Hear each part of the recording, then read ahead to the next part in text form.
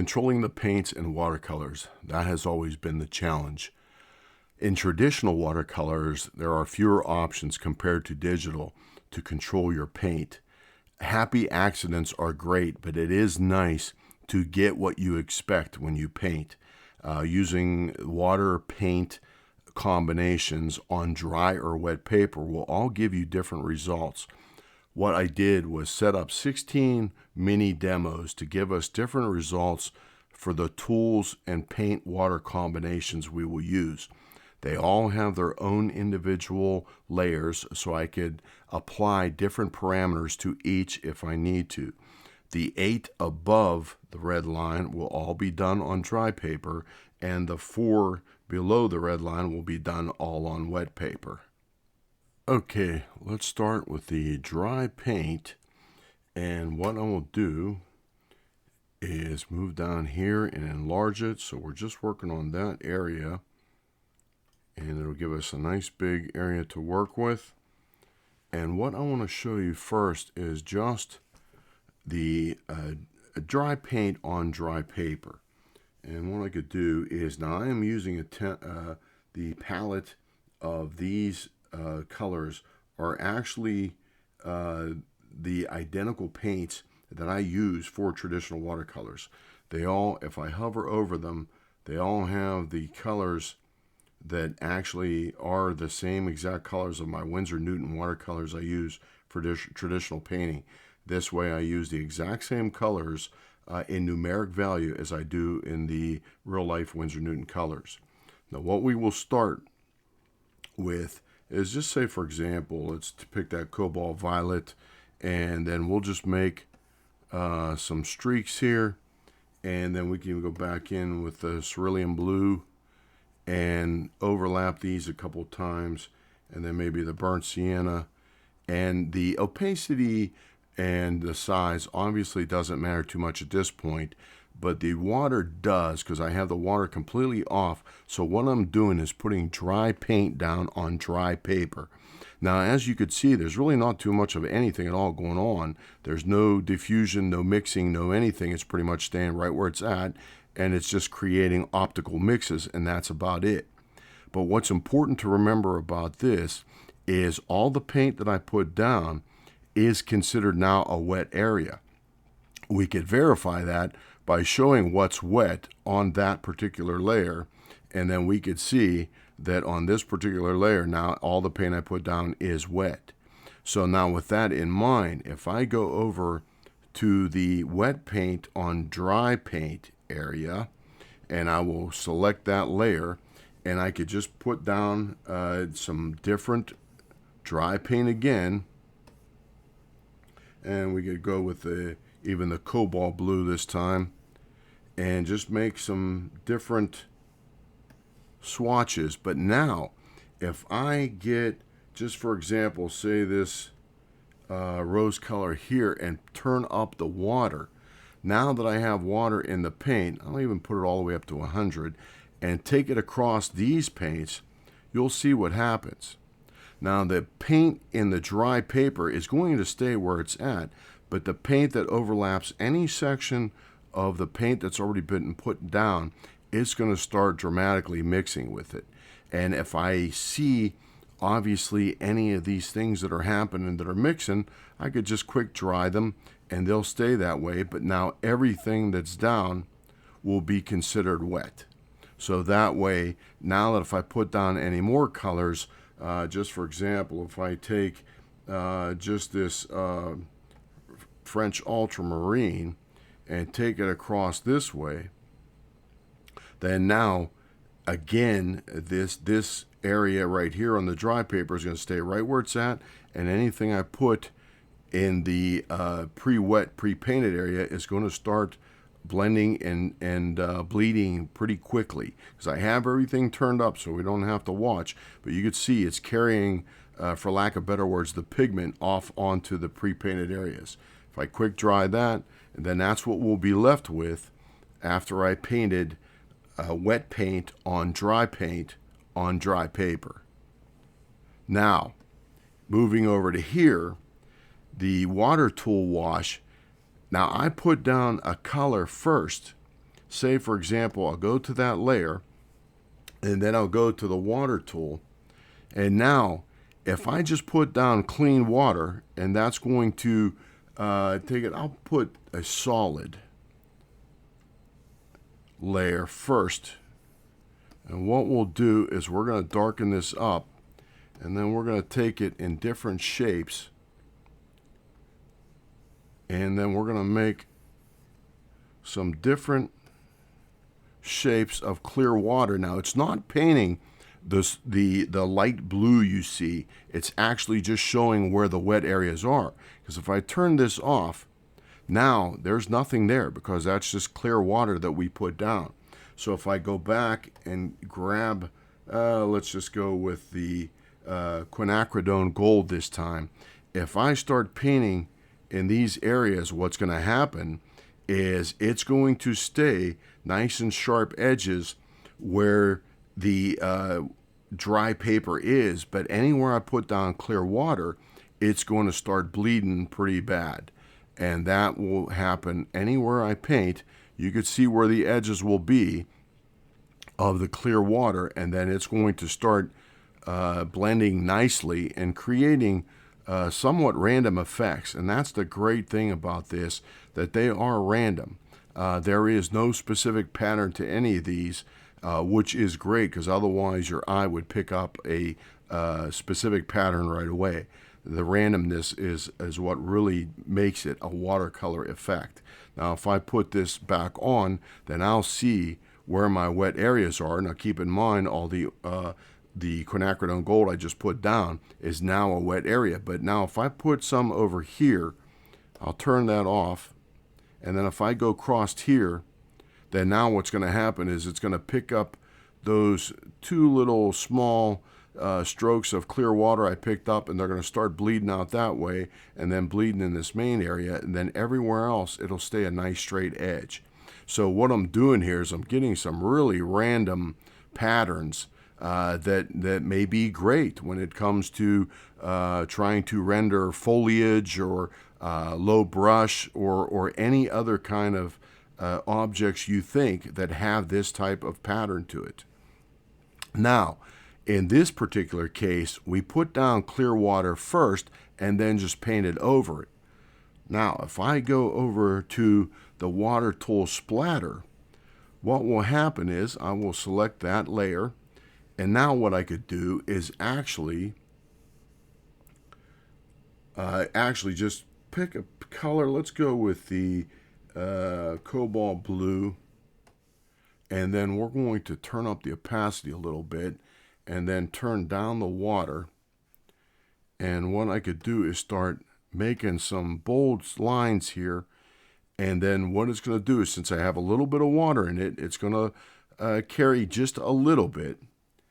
And then if I put down a couple of swatches of these magenta and also the cobalt violet, but now if I go to the water tool and hit the splatter heavy button, I'm going to even make it a little bit bigger.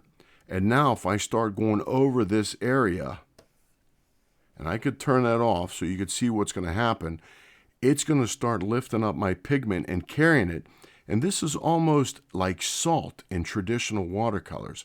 But what it's going to do is anywhere my water, I put it down, and if it overlaps the edges, then it's going to start bleeding up into that water.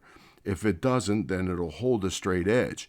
But if that is all done within the area of the paint, then it's also going to start carrying the pigment out, because we're just using clean water on a pigment, or stain, depending on the color. That would be traditional. Digital, it's irrelevant.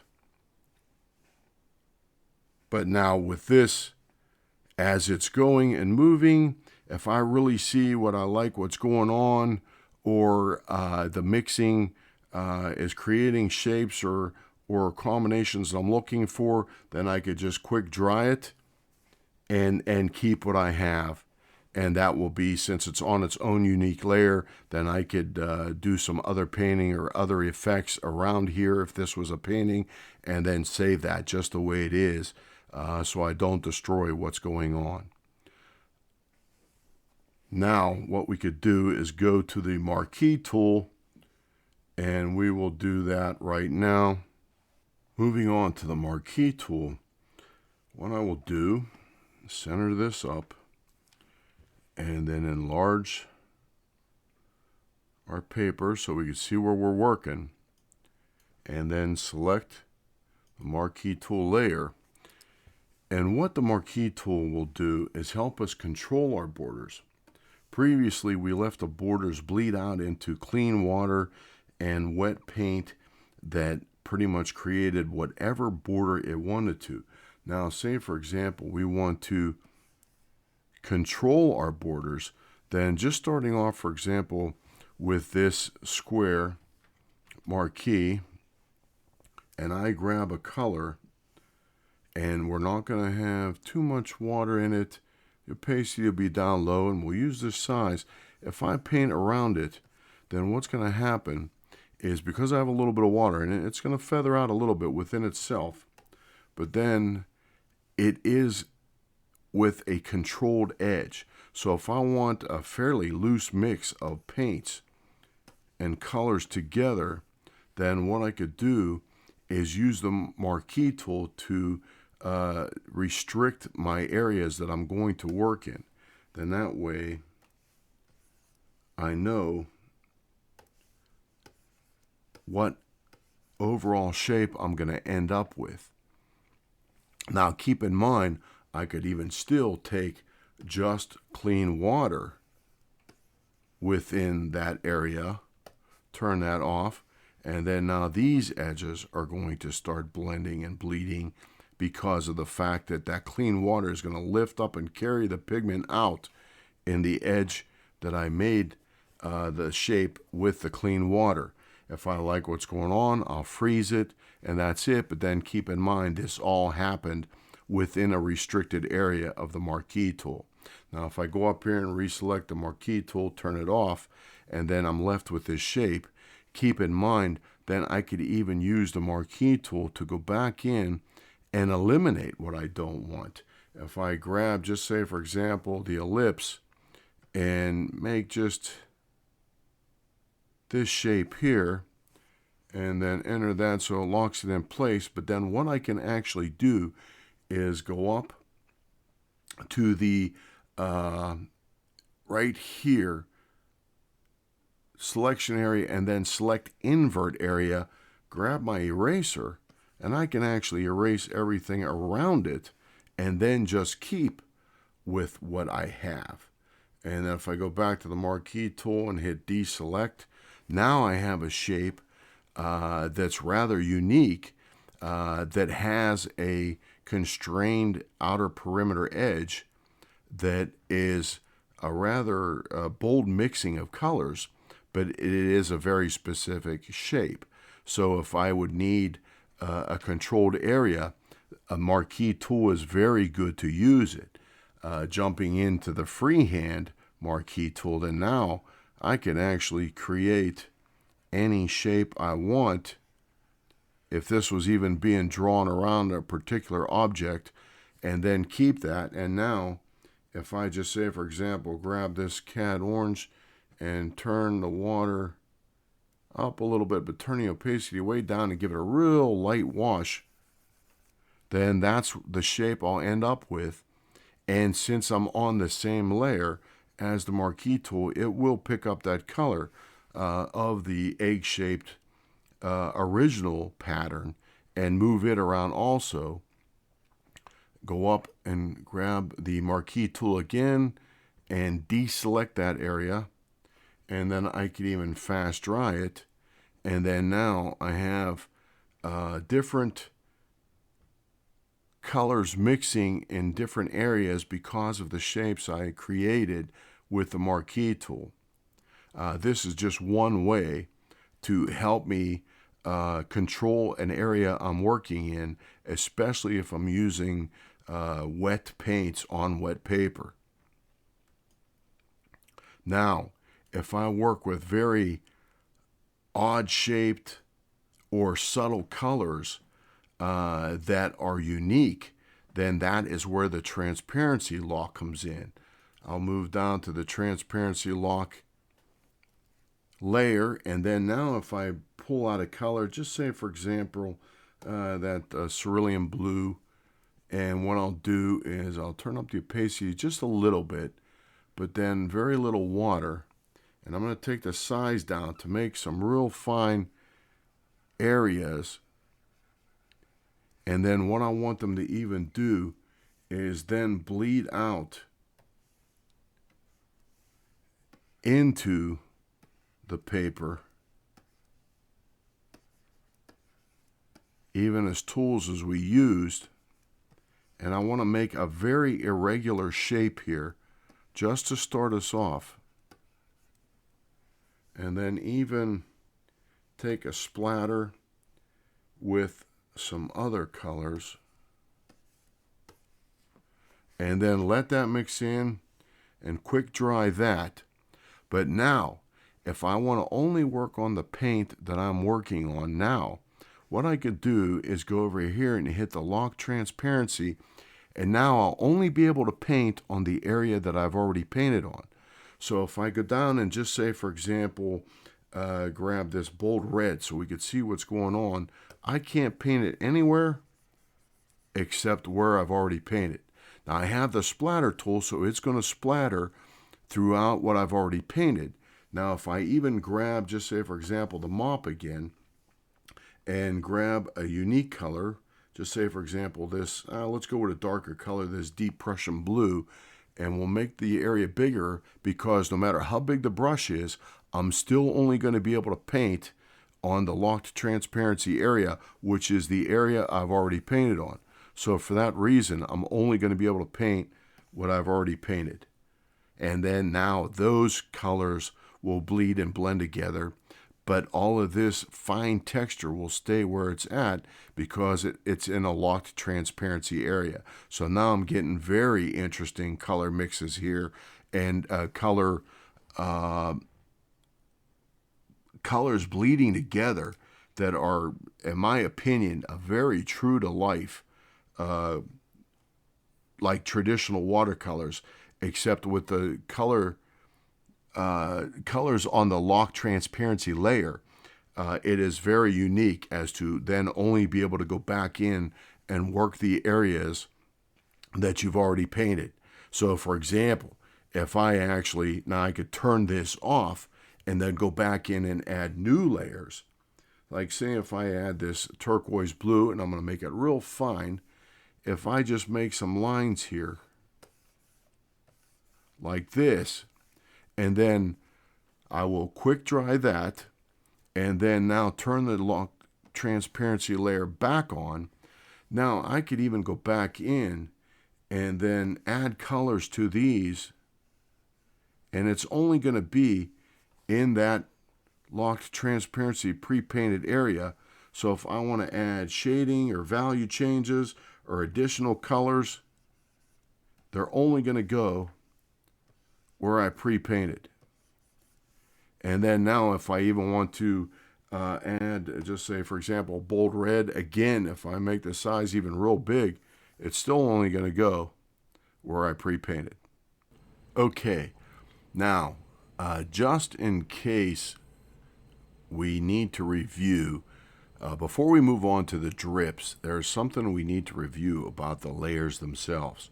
Now, with these layers the way they are, any layer above the layer below it, that is the dominant layer. So in other words, if I put anything on a Marquee Tool layer, it will be over the transparency lock layer, meaning that it will cover that layer.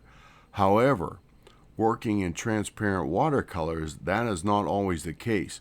Transparent watercolors are vibrant and unique to painting because the light reflects off the white paper back up through the color.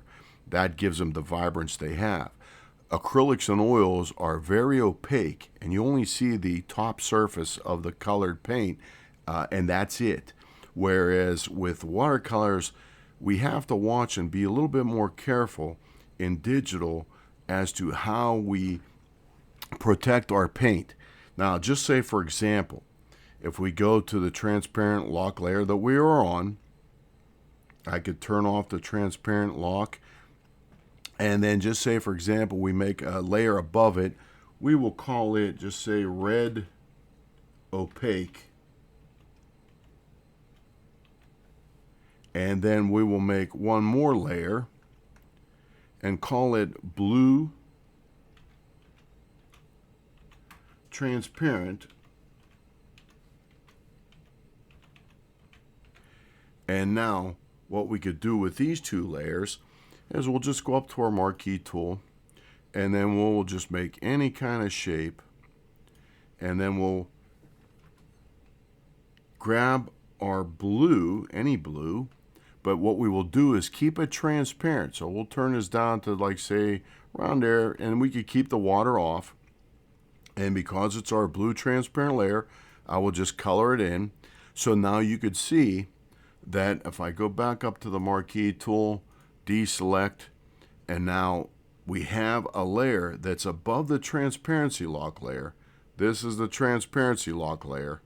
That if I have the blue transparent layer even above the transparency lock, you could still see the transparency lock layer. Now if I go to the red opaque and then just create another shape, and then grab, just say, for example, the red, but this time we're going to make it opaque and color it in, and then go back, and I'll just deselect, and then say, for example, what we could do now is with the red opaque, it's above the transparency lock layer. So what it's going to do is it's actually going to I will lock that in place, and then what we could do is actually take this layer and move it underneath the transparency lock layer. So now, even though it's opaque, but now what you could do is you could actually see the transparency lock layer because the red opaque is behind it or below it. But that's only because it's an opaque. So in other words, with the blue transparent layer, no matter where I put it, you're still going to see the transparent lock layer. And if I even put it above it, you'll still see it. Now, if I put the red opaque above the transparent lock layer, then you won't see the red transparent lock layer at all. Now, if I even take this layer and move it, just say, for example, up here, and then take the blue transparent layer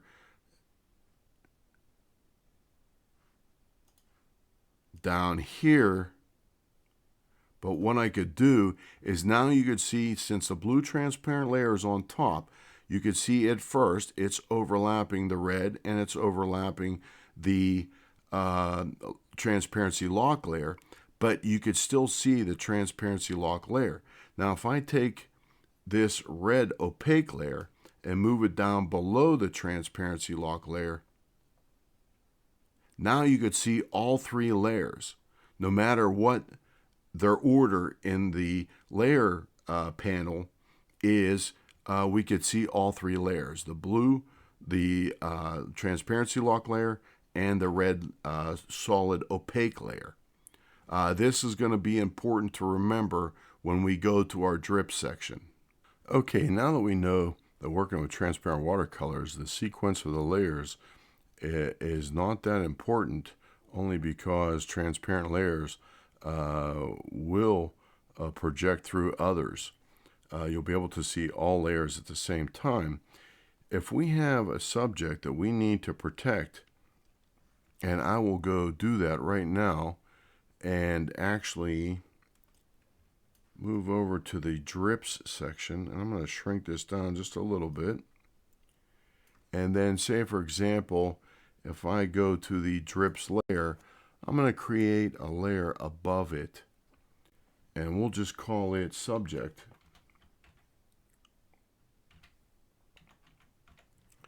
And if this is any object or subject we need to protect, just say, for example, it is just light in color. Let's just say, for example, yellow. If I go and create any kind of rectangle just like that, and then I'm going to turn it a little bit, and then move it down in here. Then I'll hit my enter key and that'll lock it in place. Now what I can do then is actually just grab my yellow, and then with the water opacity way down, that's what I want, and just color it in. Now I could only paint within the rectangle area, so that's not going to help me if I want to paint the background. But now if I do go up and hit edit and then invert selection, then now that means I'll only be able to paint outside of that rectangle area. But now if I go down to the drips, and if I actually then just grab some darker colors, because this will be my background colors, and even say I could turn up the opacity. I'll even turn on the drips a little bit with the direction. I could turn the size down. But then if I start painting various colors here, they're going to start blending and bleeding together. But what you'll see is they're also going to blend and bleed and drip around the shape. So now if I hit the quick dry there, you could already see what's going on, that if I want my colors to mix unobstructed behind my subject, then that means I have to protect that subject somehow, because otherwise if I don't, if I go back to the Marquee Tool and then deselect, and then now I'm still on the drips layer, if I want to mix some more colors, just say for example go back to the cobalt blue and start mixing it, throw in even some greens and let those mix together. Now what's going to happen is now I quick dry that, they're going to start contaminating my subject area. Remember, this is a light yellow subject area that I wanted to protect, and I would not want any background pattern to contaminate it. So what I could do now is go back to my subject area and then actually go back to the Marquee Tool and hit my magic wand and select that yellow. And now that I have it selected, I could then go back to the drips layer and then hit my eraser and actually just erase out those drips. And then I would have had a mixing colors together on the drips layer unobstructed by my shape. I'll go back to the magic wand and deselect, and then now I would have mixing colors that would have drips unobstructed by my subject shape. And this way I would have a background that would not be interfered with by the shape of my subject. Okay, now moving to drips 2, I could do that one other different way. Now, which way is better or not, it will depend on how you use them and what you're trying to paint. Now, if I go to my drips 2 layer, and then what I could do is actually first create a mask layer.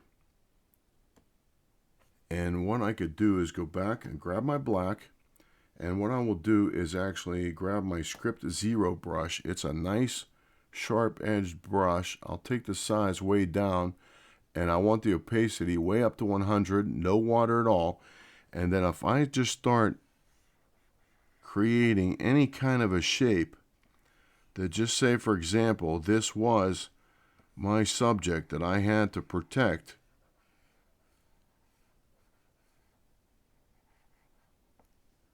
and then what I could do is just make it very intricate. I'll even change the size of it here just to give it a little bit more of an interest. And for whatever reason, this is a shape we have to protect, and we want to paint a background behind that unobstructed. What I would do is then make this a mask layer first. All I have to do is hit M. Now what this does is it makes every other layer an influenced layer. Now what that means is then no matter what layer I would paint on, that mask would still protect the paper and keep it white. Now in this particular case, what I'll do is I'll protect the paper and then keep it white, and then I could always go back and paint that area whatever way I want. But now what I would do is then if I go to drips 2, and again the same thing will happen. If I go and grab some darker colors, and I could keep my drips on, and what I'll do is I'll turn up the water. I could turn down the opacity a little bit, but no matter how I do this, if I start painting, it's already going to start dripping. And if I start grabbing some various colors, they'll mix together nice, but what they're going to do is, again, they're going to mix around my shape, and I may not want that. So if I go back and just say, for example, have the drips on, but then what I will do is I will take that off of an influenced layer, so it's not influenced by the mask anymore, and then I could grab my darker colors, start mixing them again, and then what I could do is start going everywhere, and now I could mix a background unobstructed, and they will mix and drip everywhere. I'll quick dry that, maybe go bigger shape, and then take some red and let that mix all over, and take this color here, and then let them all mix together, hit quick dry.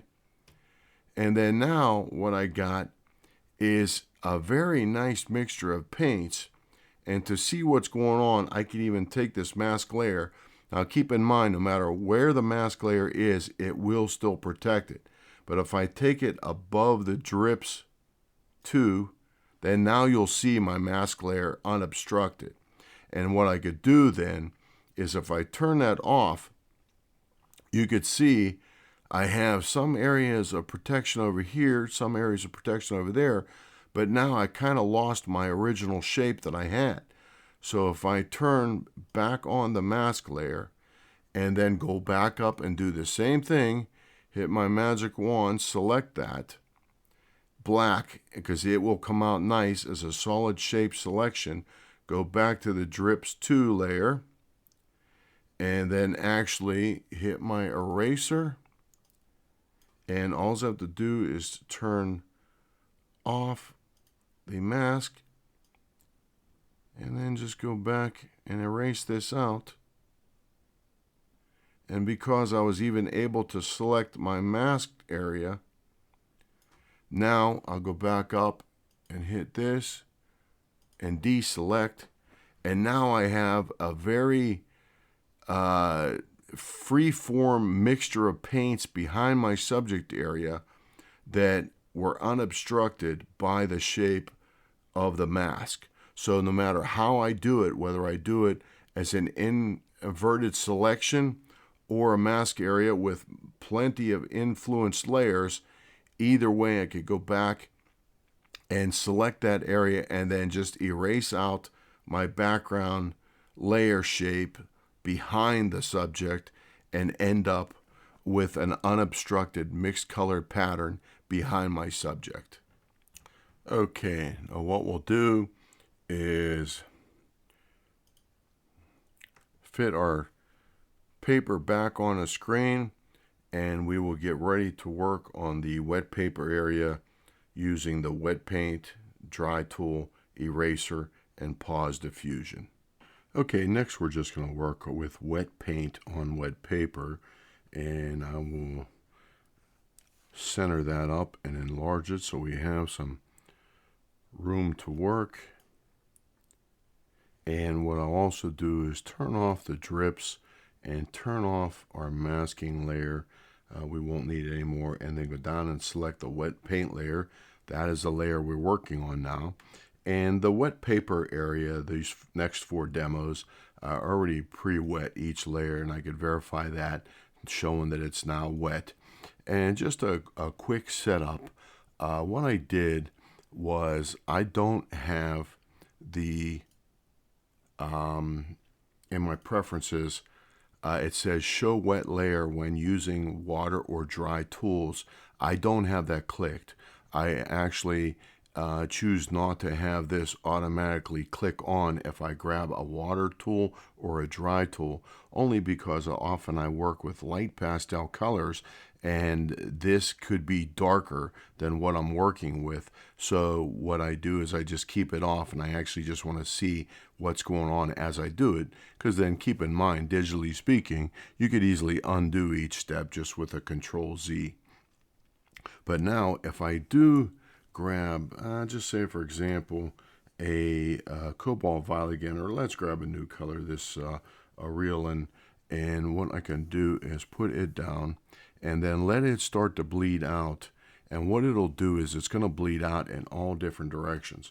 And if we use just a lot of the oranges and yellows, then you'll see it'll start to feather out in every direction because the paper's wet now too. And then I also have 100% of water in the paint also. So it's going to be carrying out really nice. And what this will do though is it'll start to diffuse so much that you'll actually even lose the original brush strokes. So you'll get just nice diffusions of colors, and that is excellent depending on what you're trying to work. If you don't want to show the brush strokes, you just have nice mixed colors, and randomly they are doing a great job of just mixing all together. If I grab maybe this French ultramarine and then just leave it go in the yellow, it'll start to diffuse out. And what I could do is it's going to start carrying the yellow with it. And what I'll do is just center this up just a little wee bit more. It's even going to go up into our red line, but that's okay. Right now, if I see some of the feathering and some of the water taking the pigment, so to speak, and carrying it with it, I can just hit the quick dry and I'll lock that in place. And then if I go back and just grab some more colors, let's see, let's try the turquoise here, and then let it now blend in, because now you could see if I do show the wet areas, then you'll see that everything's still wet. Where I dried it, it's even with the page, and then what I just put down is even more wet now, still moving. And then what it's going to do is it's going to start to create some bloom effects, and that's when water picks up the pigment and or color and just starts carrying it out to the outer edges as far as the water can go.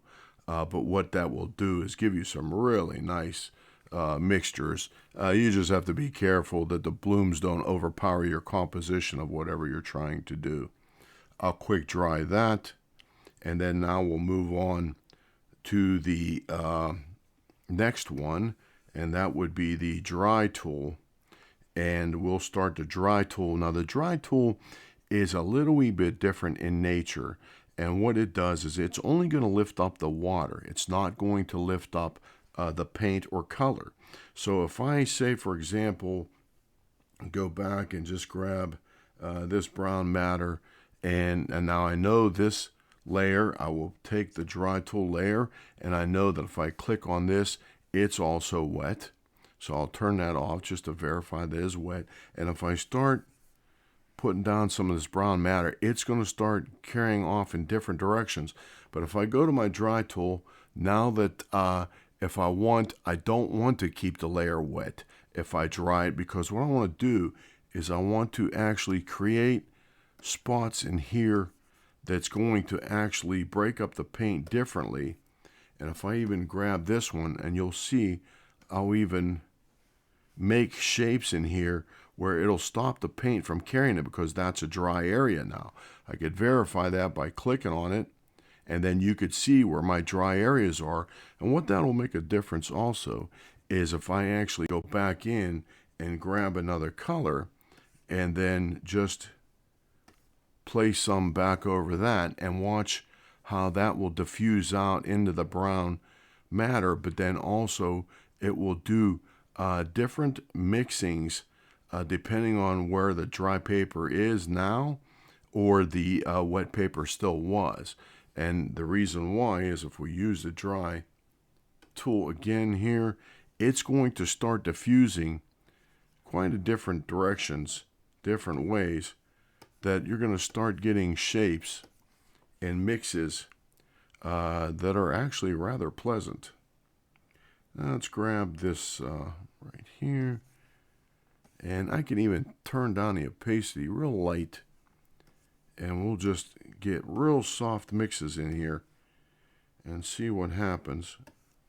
And again, because the paper's wet too, it's going to be carrying everything off. Now, if I dry this area here before, then that's why this is bleeding out through here, but it stopped right here.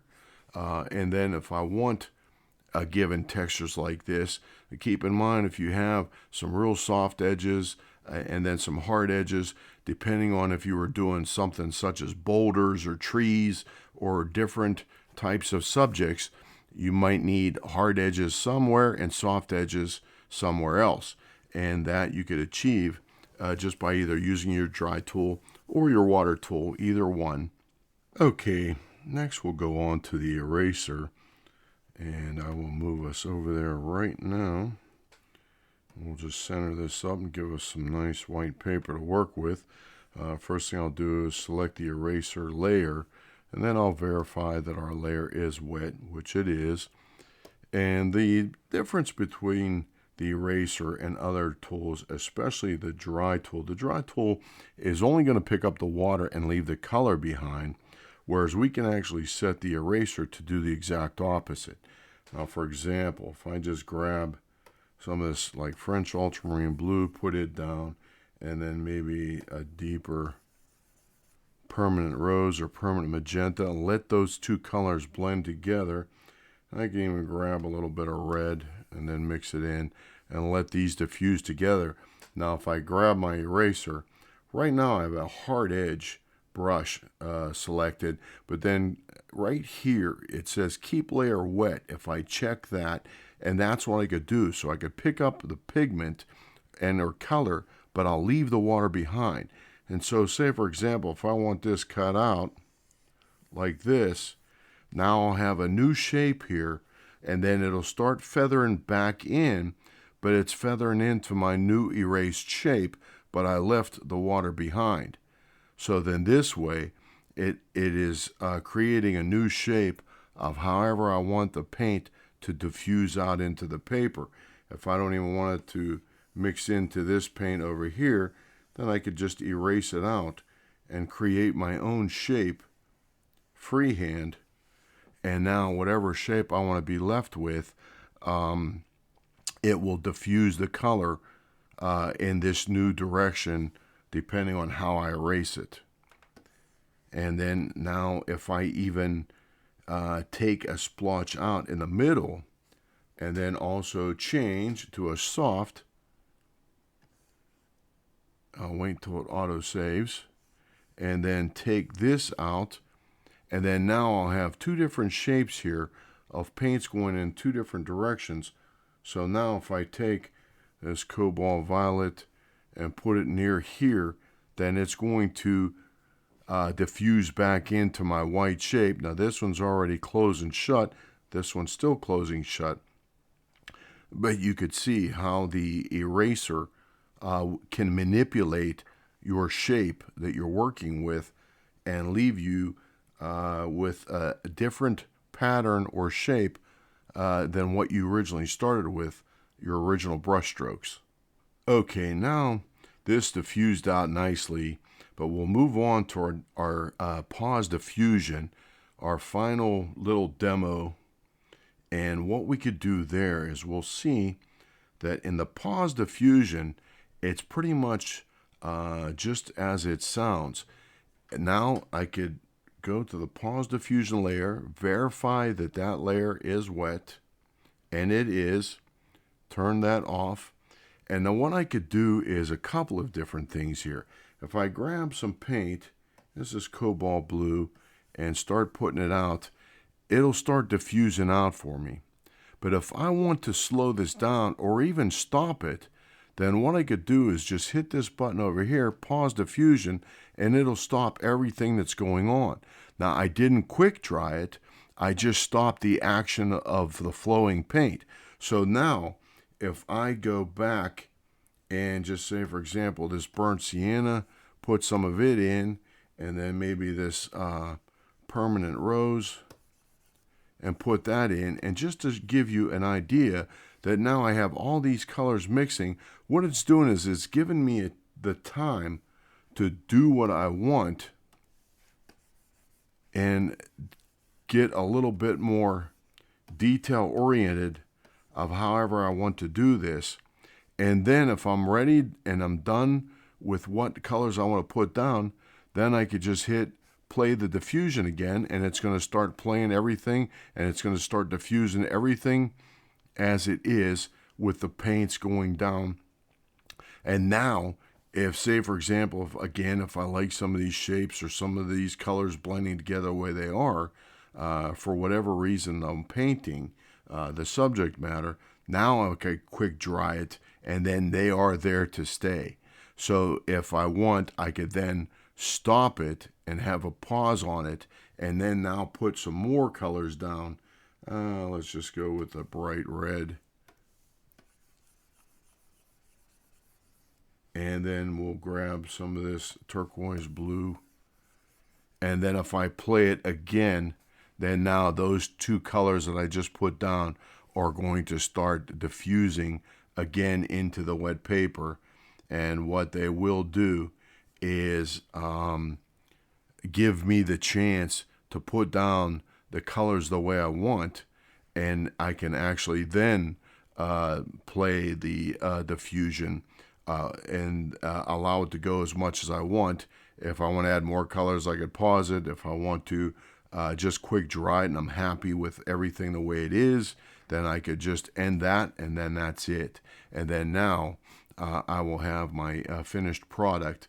But what it does is it allows me to give the chance to put down some of the colors and give me the time to do more intricate work before I allow them to blend. Then this way I'm not trying to play catch up with the paint diffusing rather quickly as I'm trying to work. Now that is definitely something you can't do in traditional watercolors. With that in mind, I hope these demos helped you in some way, shape, or form to plan how you could paint your favorite subjects in your own style. Thanks for watching.